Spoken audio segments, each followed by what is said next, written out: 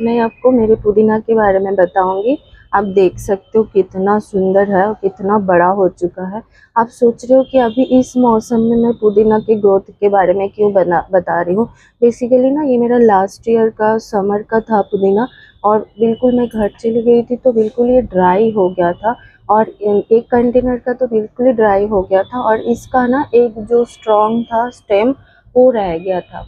तो single stem था, सिर्फ सिंगल स्टेम था इसका।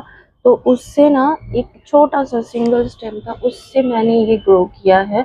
मतलब उस स्टेम से ये ग्रो हुआ है। तो मुझे था कि इसको थोड़ा सा बड़ा हो जाए तो आपको दिखाऊंगी।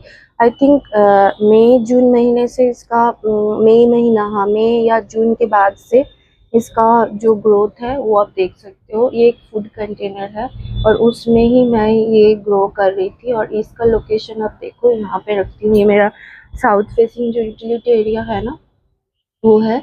तो यहाँ पे मैं रखती हूँ, ऐसे ही शेड में रहता है, इनडायरेक्ट ब्राइट लाइट इसको मिल जाता है। लोकेशन तो आपको मैंने दिखाया ही है। आप इसके ईस्ट ईस्ट फेसिंग विंडो में और साउथ वेस्ट फेसिंग विंडो में रूम के अंदर आराम से ग्रो कर सकते हो। ये एक बहुत ही अच्छा इजी टू ग्रो प्लांट है। और बहुत जल्दी से, मतलब विदाउट एनी केयर इसको ये ग्रो कर सकते हो। सिर्फ इसको मॉइस्चर पसंद है, मॉइस्ट सॉइल पसंद है। तो ये ध्यान रखना कि कभी भी सॉइल ड्राई ना हो जाए। अगर सॉइल ड्राई हो जाएगा ना, तो फिर ये बहुत जल्दी खराब हो जाता है। अदरवाइज इसमें और कोई प्रॉब्लम नहीं आती है। सिंगल प्लांट से आप देखो कैसे रनर्स ग्रो हुए हैं, और ये रनर्स से पूरा स्प्रेड होता है। इसका जो पॉट है ना, पॉट को ज्यादा लंबाई गहराई नहीं चाहिए। पॉट का जो सरफेस है वो थोड़ा बड़ा होने से ये ज्यादा अच्छे से स्प्रेड होता है। क्योंकि ये आप देख सकते हो कैसे ऊपर से ऊपर स्प्रेड हो रहा है। इसका रूट बहुत ही शैलो रूट होता है। तो इसको कोई गहरा गहरा पॉट की जरूरत नहीं होती है। तो इसमें और जो है ना, इसका मैं सॉइल भी इसके बता देती हूँ। सॉइल में ना, मैंने इसमें, ये तो मेरा पुराना सॉइल है, इसका प्रॉपर एग्जैक्ट तो कंपोजिशन नहीं याद है। बट इसमें मैंने अगर आप 40% गार्डन सॉइल, 40% 30% कोकोपीट एंड 30% आप वर्मी कंपोस्ट देके आप बहुत इजीली ग्रो कर सकते हो। अच्छा, इसका जो जो पुदीना होता है ना, इसके बहुत सारे आजकल वैरायटी मिलते हैं। पेपरमिंट, स्पेयरमिंट और ऑरेंज एरोमा और चॉकलेट एरोमा, एप्पल एरोमा, बहुत सारे हाइब्रिड मिलते हैं। बट बाजार में जो बेसिकली मिलता है, मोस्टली जो मिलता है वो पेपर और स्पेयर मिंट होता है।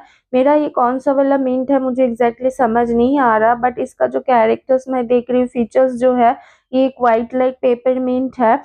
बट अगर आपको ये समझ आ रहा है कि कौन सा मिंट है, जरूर आप बताना। क्योंकि इसके जो लीफ है थोड़ा बड़ा है, पर्पलिश है इसका स्टेम भी। तो मुझे, और इसका जो लीफ का जो एरोमा है वो तो काफी स्ट्रॉन्ग है। तो इसीलिए मुझे ये पेपरमिंट लग रहा है। और अदर बाकी आप बताना ये पेपरमिंट है या स्पेयरमिंट है। अच्छा, इसके जो प्रोपगेशन है ना, इसे बेसिकली स्टेम कटिंग से होता है। सीड से ग्रो करना काफी टाइम कंज्यूमिंग है।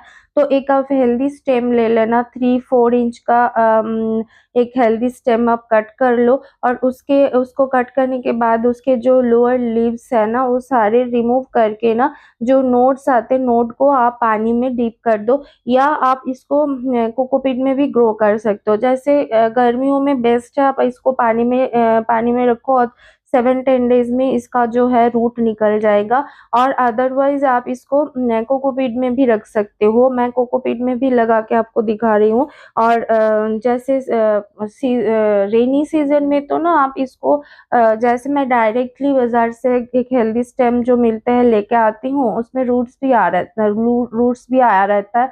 और उसको ही मैं डायरेक्ट सॉइल में लगा देती हूँ। तो आप वो रेनी सीजन में कर सकते हो। गर्मियों में प्रेफर करना पानी में या कोकोपीट में लगाना। उसके बाद ही आप इसको, रूट आ जाए उसके बाद ही आप इसका प्रॉपर जो सॉइल बना है उसमें आप लगाना। और इसको फर्टिलाइजर, जैसे मैं काउडंग फर्टिलाइज़र है, मास्टर केक फर्टिलाइज़र है, ह्यूमिक एसिड, सीवीड, जो भी फर्टिलाइज़र मैं बनाती हूँ ना मेरे बाकी प्लांट्स के लिए, तो इसको भी वही फर्टिलाइज़र रेगुलरली देती हूँ। गर्मियों में फर्टिलाइज़र मोस्टली ग्रोइंग सीज़न में यूज़ होता है और विंटर में तो फर्टिलाइज़र इतना यूज़ करती भी नहीं हूँ। बाकी जो हिबिस्कस के लिए और बोगनवेलिया के लिए मैं जो फर्टिलाइज़र बनाती हूँ ना मास्टर केक, उसको ही डाइल्यूट करके इसको थोड़ा-सा बहुत कम अमाउंट में इसमें भी डाल देती हूँ।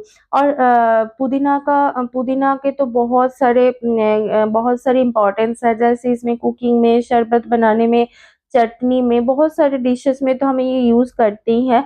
बट पुदीना में ना मेंथॉल रहता है, ये जो मेंथॉल होता है ना, ये एंटीऑक्सीडेंट, एंटीसेप्टिक, एंटीबैक्टीरियल बहुत सारी प्रॉपर्टीज़ है इसमें। तो ये डाइजेशन में पुदीना हेल्प करता है। और पुदीना बाज़ार में आपको पता है पुदीना के लिक्विड और पुदीना के टैबलेट्स भी मिलते हैं। और ये माउथ फ्रेशनर के हिसाब से कोल्ड कफ में भी इसके यूज़ है। और ये इसका स्ट्रॉन्ग एरोमा से ना ये एज़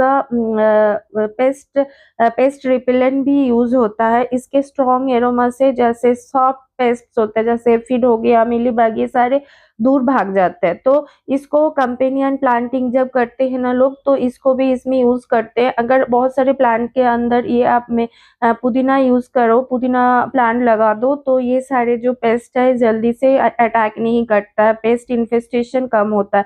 इसको ना मैंने ऐसे मैक्रेम बना के उसमें हैंग कर दिया है।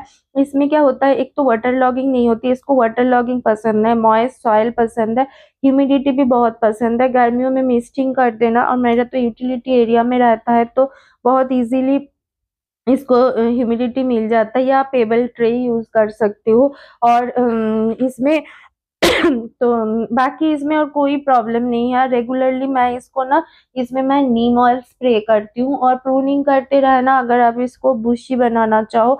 मेरे यहाँ पे साउथ में विंटर में भी इसके डोरमेंसी आ जाता है, बट ये खराब नहीं होता। इसको बहुत ज़्यादा कम टेम्परेचर ये टॉलरेट कर नहीं पाता, जैसे नॉर्थ का होता है ना, तो ऐसे।